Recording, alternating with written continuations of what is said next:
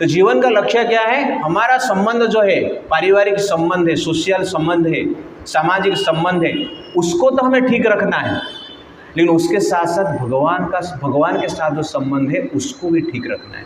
ऐसा नहीं है पारिवारिक संबंध को छोड़कर भगवान के साथ संबंध रखना है और भगवान का संबंध को छोड़कर पारिवारिक संबंध रखना है।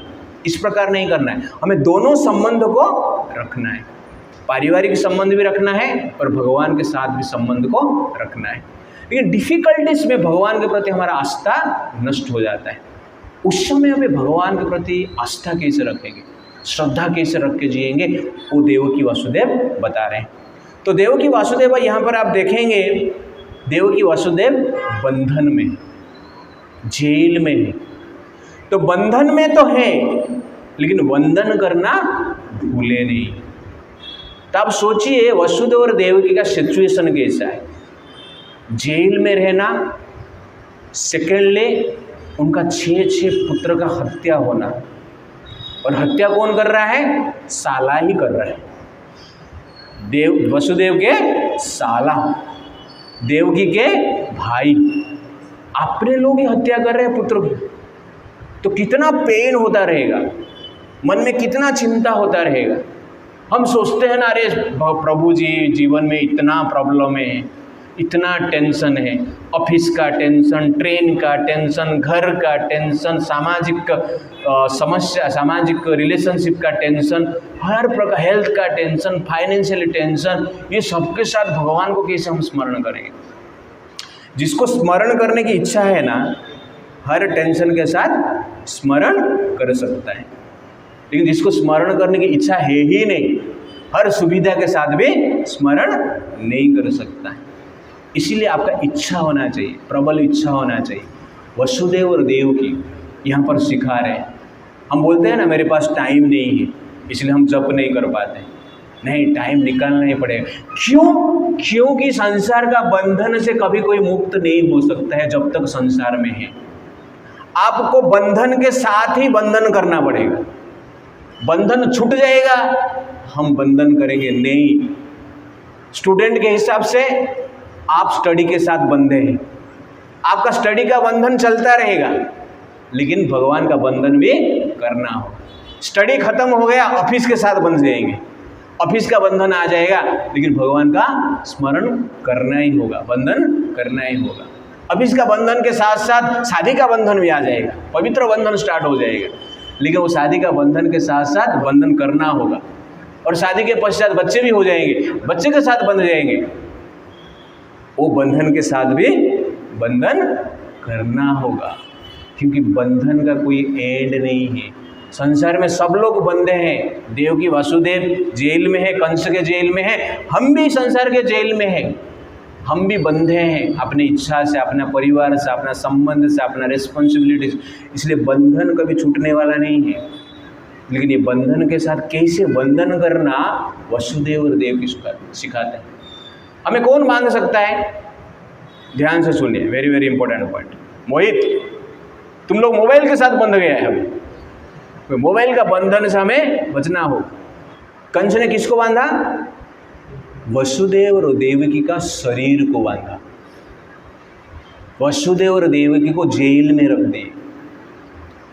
कंस ने शरीर को बांध लिया, लेकिन वसुदेव और देवकी का मन को बांध नहीं पाया। क्या बोल रहे रोहित जी? तो हमारा जो बंधन है शरीर को बांध सकता है, मन को बांधने का अधिकार, शक्ति संसार में कोई व्यक्ति के पास नहीं है। इवन भगवान भी आपका मन को बांध नहीं सकते हैं जब तक हम स्वयं अपना मन को बांधते नहीं। कोई आपका मन को बांध नहीं सकता है।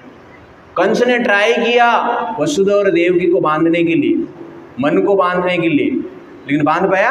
शरीर को बांधा। मन फ्रीडम है, फ्री है, आप चाहेंगे तो मुक्त हो सकता है।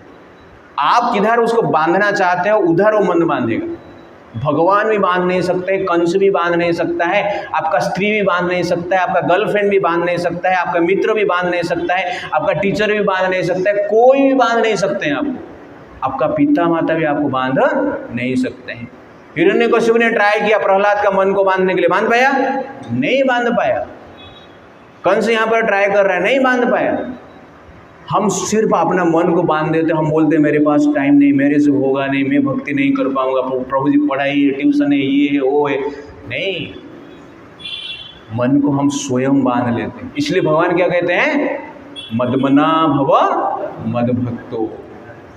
मुझे स्मरण करके करके बोल रहे हैं। क्यों बोलते हैं? क्योंकि मन आपके हाथ में है। आपका शरीर को कोई बांध सकता है। अब प्रोग्राम में आने के लिए चाहते हैं तो आपका मम्मी पापा आपको रोक सकते हैं, दरवाज़ा बंद कर सकते हैं, मत जाओ करके बोल सकते हैं। लेकिन घर पे बैठ के आप कृष्ण का स्मरण कर सकते हैं ना। मोबाइल निकाल के यूट्यूब में आप देख सकते हैं ना, सुन सकते हैं ना। लेकिन हम वही नहीं करते। पिता माता घर पे बांध लिए, हम दूसरा मोबाइल में दूसरा चैनल देखते हैं।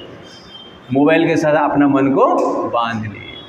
तो कहने का अर्थ है, मन आपका फ्री है, स्मरण आप कर सकते हैं, आप सुन भी सकते हैं। आजकल वो फैसिलिटी है, लेकिन हम वो करते नहीं हैं। ये हमारा दुर्भाग्य है।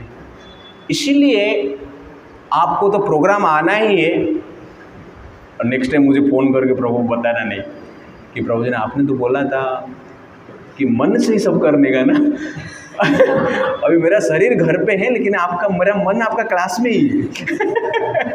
इस प्रकार मत करना। तो मेरा कहने का अर्थ है, हम जैसे बहाना देते हैं ना, प्रभु हम बंधन में हैं, बंधन नहीं कर सकते हैं, बट ऐसा नहीं होता है।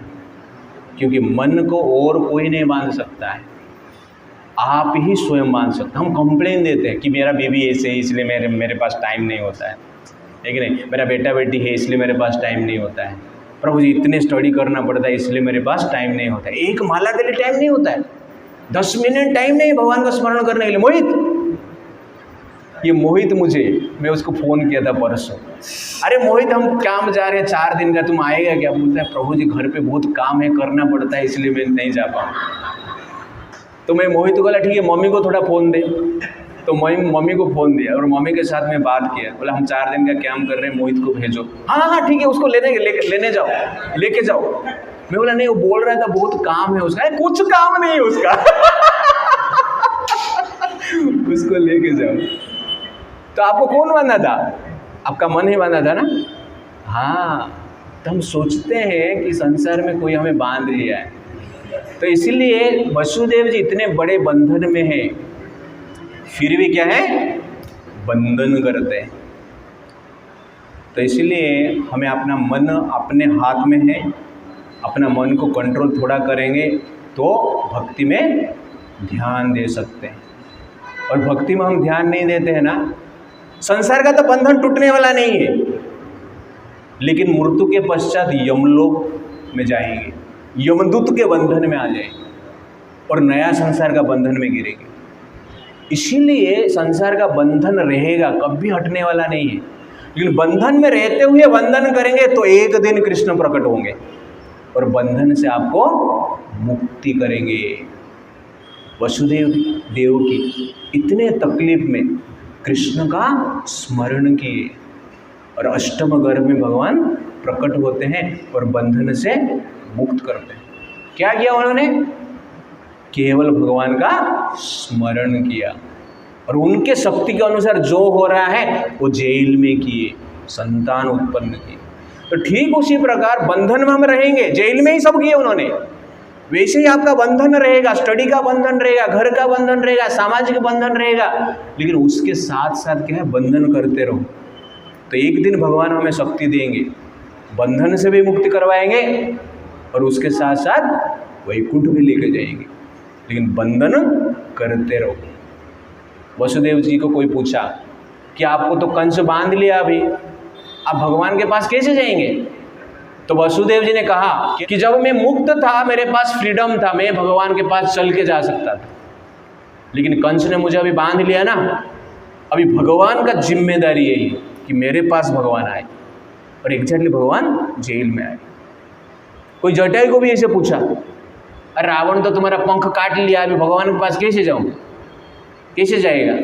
तो जटायु भी कहा कि जब पंख था मेरा रेस्पॉन्सिबिलिटी था कि मैं उड़कर भगवान के पास जाऊँ, लेकिन अभी कोई रावण ने मेरा पंख को काट लिया, इसलिए भगवान का रिस्पॉन्सिबिलिटी है मेरे पास आएंगे। और कृष्ण राम वहाँ पर आते हैं, भगवान राम आकर जटायु को मुक्त करते हैं, वैकुंठ तुरंत भेजते हैं। इसलिए हमें सेवा और बंधन, ये बंधन के साथ करना होगा, क्योंकि बंधन छूटने वाला नहीं है, अंत में ही छूटेगा ये।